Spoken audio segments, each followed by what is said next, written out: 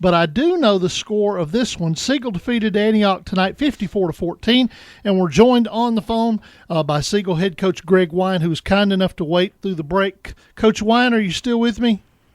I went and bought some Yokohama tires, man, while I was on break here. Well, good. You were advertising.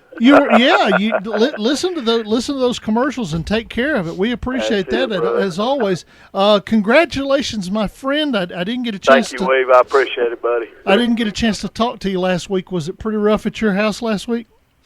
You talking about 2 weeks ago? Last week was pretty good. Yeah. 2 weeks ago. 2 weeks ago. I'm sorry. 2 weeks ago. No, she don't rub it in a whole lot, you know. So, but I don't rub it in a whole lot either. All right.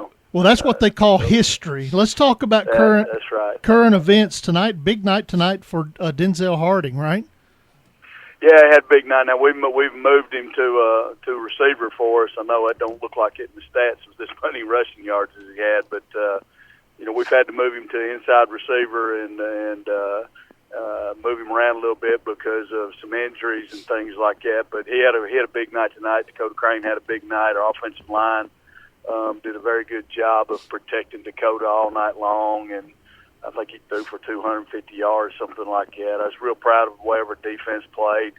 We played a pretty physical football team, and they kind of stepped up to the challenge. I was pretty proud of them. Well, I mean, you had the chance to move Denzel because you're pretty happy with those Knox boys, right?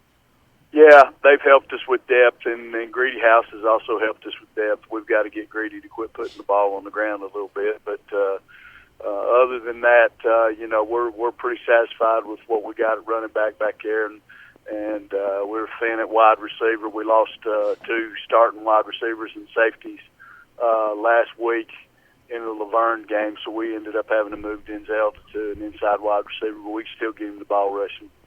Well, the beautiful thing about the playoffs is that you get to go on the road. You get to take the long bus trips. Next week,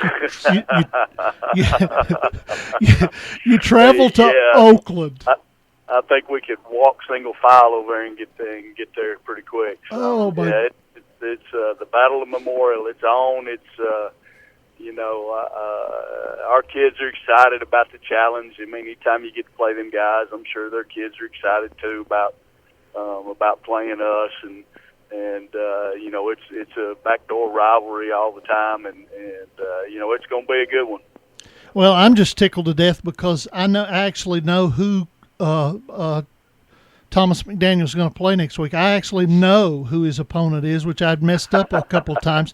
But you go in, you've seen these kids. I mean, those kids know your kids.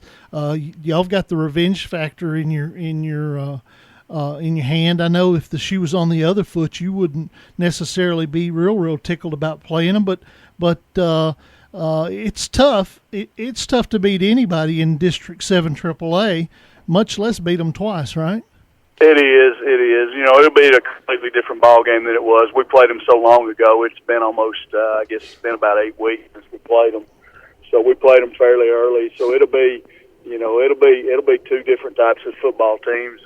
I'm sure they've improved, and so have we. And it'll be a physical type football game. It always is when our two teams get together.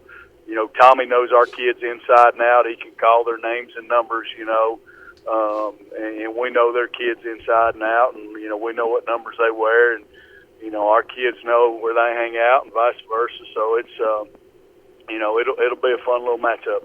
I guess the true mark of it is you know what they look like with their helmets off, right?